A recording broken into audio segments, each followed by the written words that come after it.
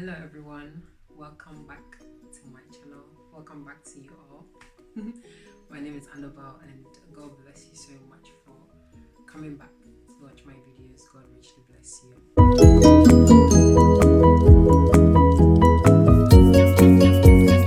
So today I'm carrying on with my Christian Girl series that I've been doing on here, and today I thought I would share with you all some of my favorite Christian literature. Sorry, some of my favorite. I've read quite a few Christian books, but these are some of my favorite, and I'm going to mention a few that I don't have the copies here with me, but I will link the titles or where to get them from in the description box below. So just before I go through this list, I just want to share that as a Christian, reading Christian books is really important, because aside from reading the Bible, sometimes it's good to also just read what other brothers and sisters in the faith have written, what God has laid on their heart to share. And I really enjoy reading Christian literature. I enjoy reading books, Christian books, because I feel like it helps me, to understand our faith more. It helps me to understand other people's walk. It helps me to kind of feel like, I'm not in this alone. And hearing other Christians share their perspectives or share what God has laid on their hearts on different topics is really interesting. So I would encourage everyone who is a Christian to get into reading more Christian literature. I think it's really important. So hopefully my list will encourage you to start reading more Christian books. Okay, so in no particular order, these are some of my favorites. So I'm just going to talk about any. So the first one I'm going to talk about is The Confident Woman by Joyce Meyer. So The Confident Woman by Joyce Meyer, and I think this is the second or third book that I've read from Joyce Meyer, and she's a really good writer. I like the way she just writes in a really simple form for everyone to understand. And I think for a Christian book for women, I think is really good, and it's called The Confident Woman, and it says, start today living boldly and without fear. I read this book when I was at uni, but I can't really remember, but I think one of my friends, who is now like my sister, gave this book to me whilst I was at uni. I don't even think this is my copy. I'm sure she probably gave it to me to read, and I probably never gave it back. But so this book is really good, and I think one thing that I liked about this book was how Joyce Meyer shared her own life experiences in the book, and how she has come to a place where her confidence is not really in anything but in God. She's confident because she's dependent on God. She's independent because she's dependent on God. And I love that narrative in the book, that as young Christian women, or as Christian women in general, we become confident when we put our entire faith in God. We become confident, we become bold when we put our faith, when we put our total trust in God. And there's something that she says in the book that I just want to read here quickly. It says that women are precious gifts from God to the world. They are creative, sensitive, compassionate, and talented.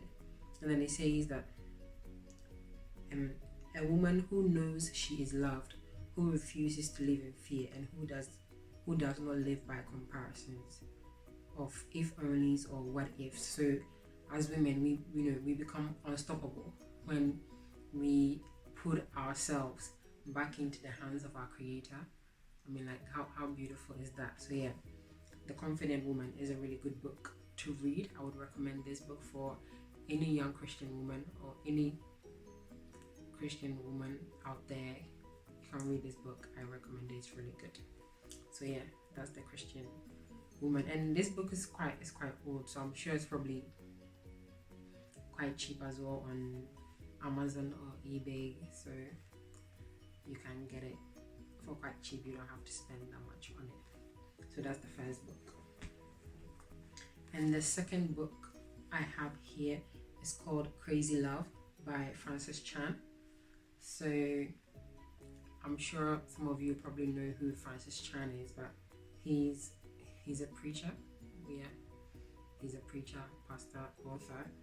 Yeah, and I really love the way he preaches. Like, I watch some of his sermons on YouTube sometimes, and I really love like how passionate he is about the word of God and the things of God. And one thing that I love about him, which you can just hear it as you're reading the book, is how he doesn't just stick to like the four walls of the church. Like, he goes out there and he shares the love of God with anyone, wherever he goes. And that is like at the heart of this book. So Crazy Love talks about literally like the overwhelming, like never ending love of God, and how that love of God drives people to do amazing things in the world. How this love of God, just makes people want to just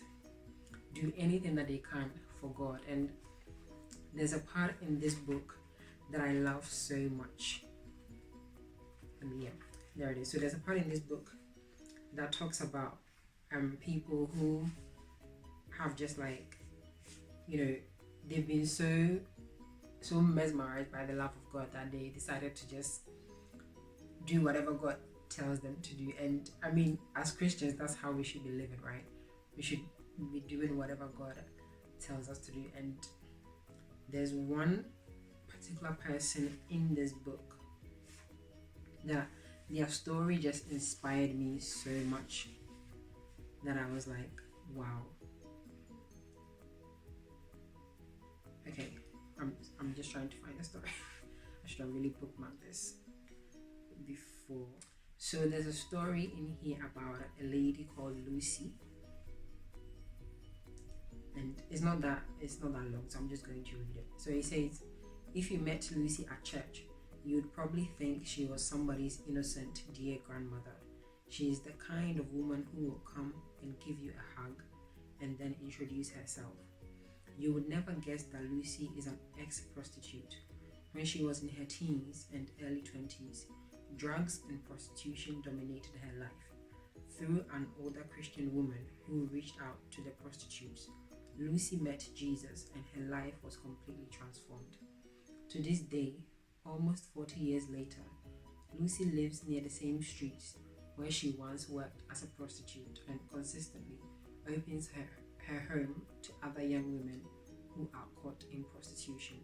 It is common knowledge on the streets that if you need anything, you can come to Lucy's house. She doesn't have a lot, but her home is always open. Prostitutes, pimps, drug users, dealers, and anyone else whom most people avoid, Lucy invites them in. This is her way of loving people who are in desperate need of the hope and love that Lucy found 40 years ago.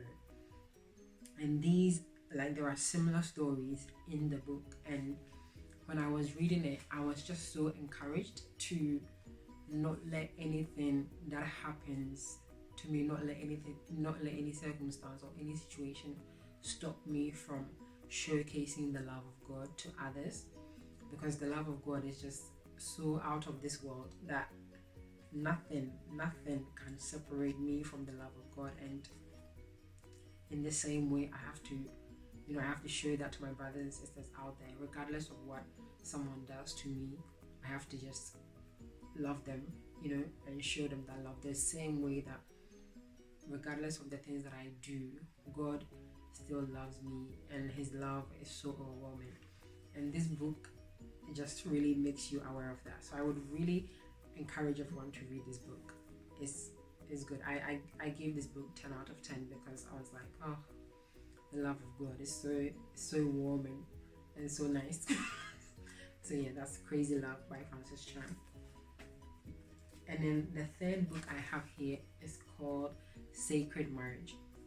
So this book was recommended to me by one of my aunties from church, and I started reading this book I think a couple of months before I got married, and it really just changed my whole perspective on like what I thought marriage was, or what I thought marriage was going to be.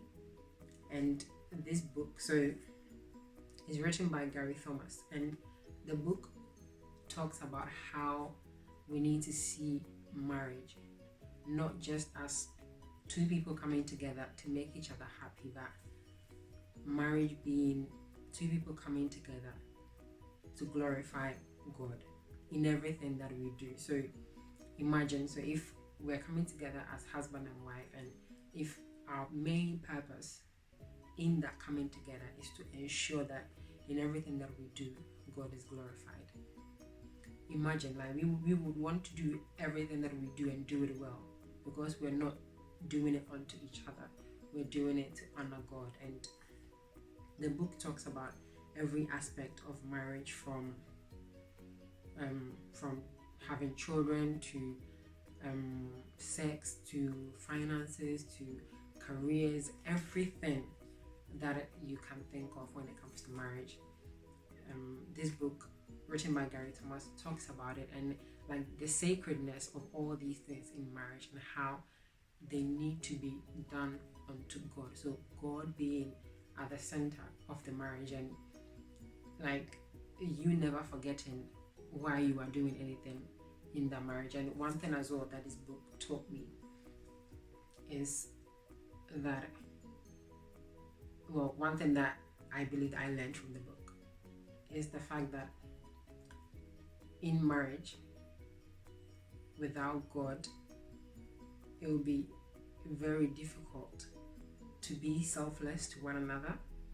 And is one thing that I've noticed. I mean, I haven't been married for that long, but one thing I've noticed is that when something happens and we try to, be like, oh, well, I think this or I think that, when we try to focus so much on what we think as individuals, we end up hurting each other with our words or with our actions. But when something happens and we are focused on what God would want us to do in that moment, because we're focused on God, it becomes a bit easier to move on. It becomes a bit easier to be like, yeah, God would want us to do this, so let's try and do that, instead of focusing on trying to, like, both of us trying to get our views across in that moment. So it's really good. And one thing that he says in the book, so I'm just going to read it quickly. He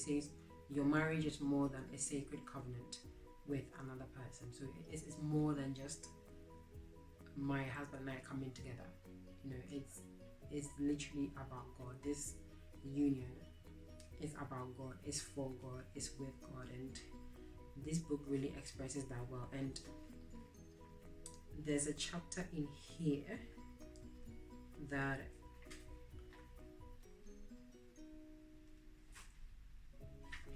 if you're going to get this book, I would really hope that you take your time to read that chapter, and I hope that you enjoy it as well.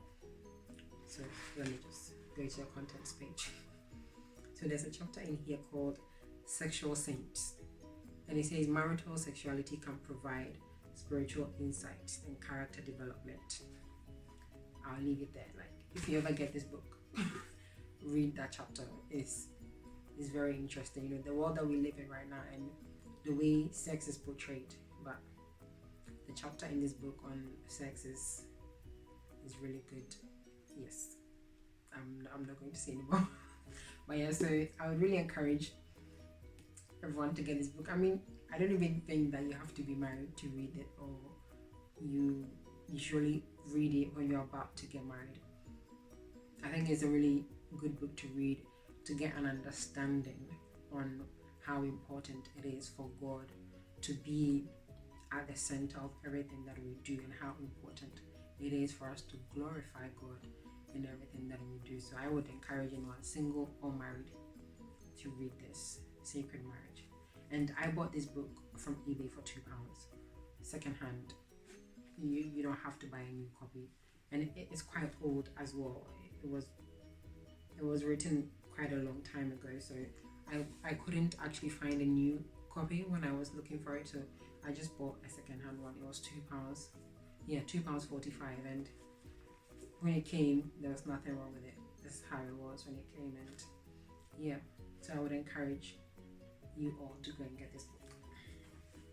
Okay, and the next book I have here is called The Power of a Praying Wife by Stormy.